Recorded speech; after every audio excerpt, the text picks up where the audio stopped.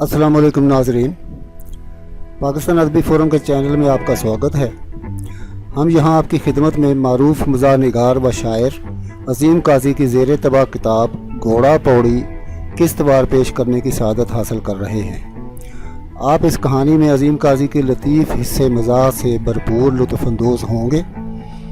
नाजरीन, घोड़ा पौड़ी की तमाम किस्तें देखने के लिए ज़रूरी है कि आप हमारे चैनल को सब्सक्राइब कर लें और साथ ही बेल आइकॉन को भी क्लिक कर दें ताकि हमारी हर नई आने वाली वीडियो का नोटिफिकेशन आपको मिलता रहे। शुक्रिया।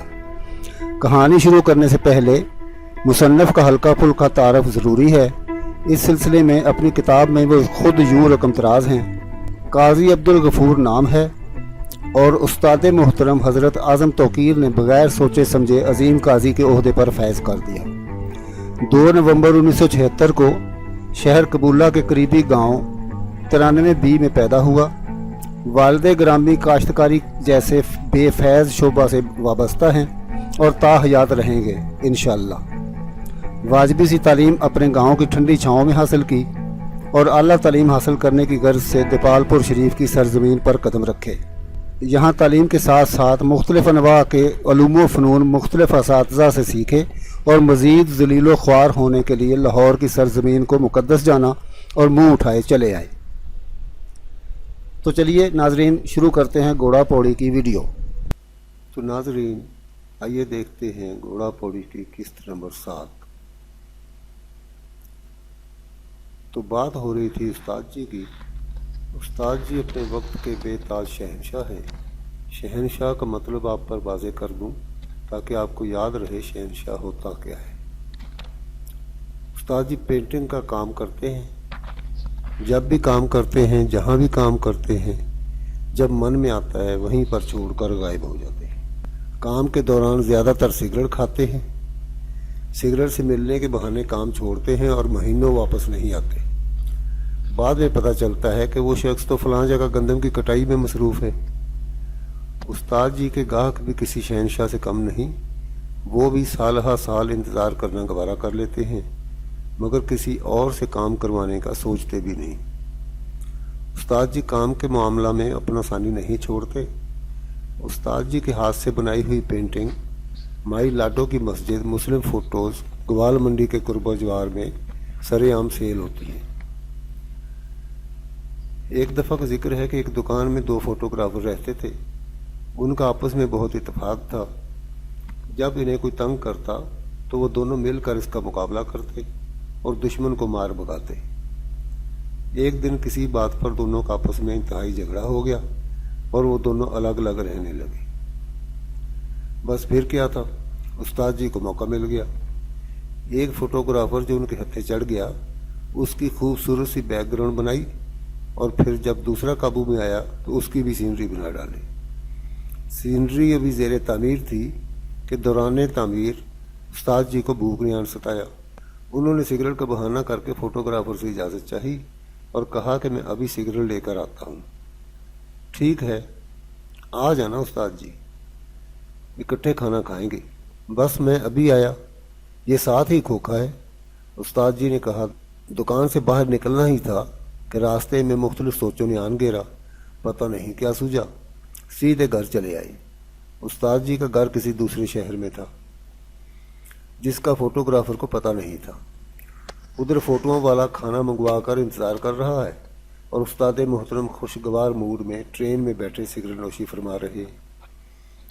ठीक 2 हफ्तों बाद उस्ताद जी को रंगों और बुरशों की ज़रूरत पड़ी तो याद आया कि वो तो फोटोग्राफर के पास पड़े हैं। फोटोग्राफर की दुकान का रुख किया। फोटोग्राफर भी उस्ताद जी को आते देख रहा था, हंस पड़ा। उस्ताद जी की भी हंसी निकल गई। अब मेरा काम ख़त्म करके आपने जाना है। आपको जिस चीज़ की तलब हो मुझे हुक्म करें, मैं आपका खादम। आप काम ख़त्म करें ताकि मैं भी काम शुरू कर सकूं। फोटोग्राफर बोला। बात दरअसल यह है कि हम हकीकत पसंद होने की वजह से झूठ से काफ़ी दूर रहते हैं, हालांकि हमसाये में काफ़ी शयातीन क़याम पज़ीर हैं जिनसे हमारा कोई वास्ता नहीं, फिर भी एहतियातन औज़ु बिल्लाह पढ़ लेने से उनके शर से महफूज रहते हैं। अब हम लाहौर में अकेले ही गमों की आग में जल रहे हैं। کوئی بھی دکھ بانٹنے والا اور ہمراز نہیں تھا، پھر بھی اللہ تعالیٰ نے ہمیں صبر جمیل عطا فرمایا۔ گھوڑا پوڑی اکثر و بیشتر ہمارے خوابوں کی زینت بنتی رہتی، ہزاروں گلے شکوے ہوتے، ماضی کی باتیں دہراتے، ایک ساتھ بیتے لمحے بار بار یاد آتے، ہماری روح تازہ ہو جاتی، جیسے گاؤں کے لوگ نہار منہ حقہ تازہ کرتے ہیں۔ پھر ہم خوب آنسو بہاتے، عجیب عجیب اسٹائل میں رونے کی مشق کرتے، اس خیال سے کہ شاید کبھی کسی سے رونے کا مقابلہ حسن ہی ہو جائے، اسی لیے ہم تو پہلے ہی سے مشق زدہ ہیں۔ جتنے اسٹائل رونے کے ہمارے پاس ہیں، اتنے تو اس نادار کے پاس بھی نہیں ہوں گے جس نے رونا ایجاد کیا ہوگا۔ مسکراہٹ بھی ایک کھلونا ہے، جسے کوئی کھلونا نہیں ملتا وہ اس سے دل بہلاتا ہے۔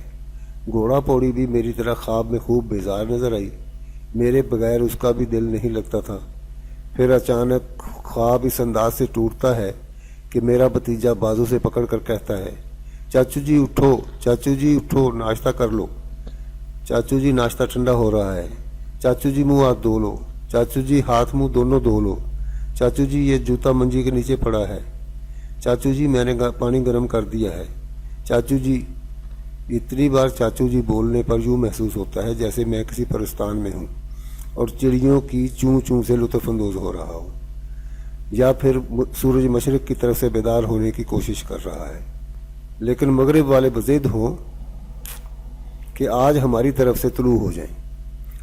آپ کا کون سا زور لگتا ہے، کون سی توانائی خرچ ہوتی ہے، ہماری ناک ہی رکھ لو، خدا کے لیے ہماری یہ چھوٹی سی بات مان لو، ہمیں آج شرمندہ ہونے سے بچا لو۔ خیر، میں بھی آنکھیں ملتا ہوا اٹھ بیٹھتا ہوں۔ اس کی معصوم اور بھولی بالی کووں جیسی شکل دیکھ کر خود سا زائل ہو جاتا ہے، اور میرے ساتھ اکثر یوں ہی ہوتا ہے کہ خواب ٹوٹ جاتے ہیں۔ جوتا کہاں ہے؟ میں نے اٹھتے ہوئے سوال کیا۔ وہ میرے سامنے کھڑا کہتا ہے، چاچو جی میرے ہاتھ میں ہے، یہ لو پہنو۔ پھر میرا ہاتھ پکڑ کر گرم پانی کی طرف لے جاتا ہے، جیسے کوئی اندھے کو سڑک پار کروا رہا ہو۔ میں اس کی یہ والہانہ محبت کبھی بھی اور کہیں بھی نہیں بھولتا۔ اکثر کہتا ہے، چاچو جی میرے لیے جہاز لے کر آؤ، وہ بھی 4 سیٹوں والا۔ اگر پوچھتا ہوں کہ کون کون بیٹھے گا تو اتلی زبان میں کہتا ہے کہ ایک پر میں، دوسرے پر باجی، اور دونوں سیٹوں پر امی اور ابو بیٹھیں گے۔ میں کہتا ہوں کہ یار میں نے تمہارے لیے جہاز بنوایا ہے، مجھے کہاں بٹھاؤ گے؟ فوراً کہنے لگتا ہے کہ آپ کو اگلے چکر پر جھولے دوں گا، اس کے بعد کھیتوں میں جا کر بھینسوں اور بکریوں کے لیے چارہ لے کر آؤں گا، پھر جہاز سے کہوں گا کہ تم سانس لو، کیونکہ ابھی ہمیں ساتھ والے گاؤں بھی جانا ہے۔ اللہ تعالیٰ ایسے سمجھدار، تابع دار، شاندار بھتیجے ہر کسی کو دے، آمین۔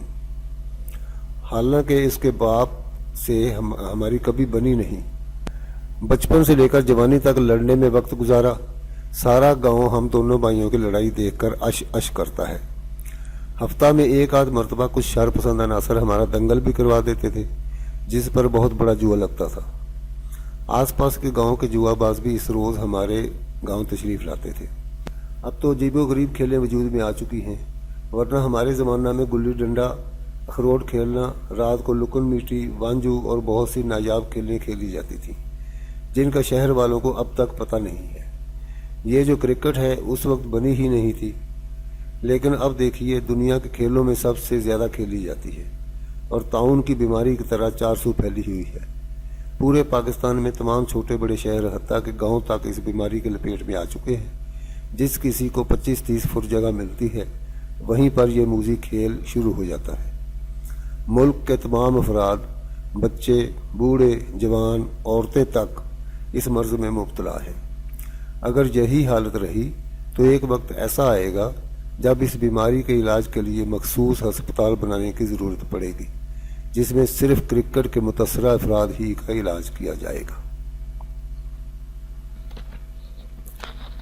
ناظرین، یہ تھی گھوڑا پوڑی کی 7ویں قسط۔ امید ہے کہ آپ کو یہ کہانی پسند آئی ہوگی۔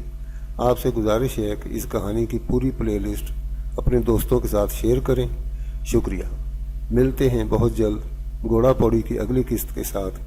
اب ہمیں دیجیے اجازت۔ اللہ حافظ۔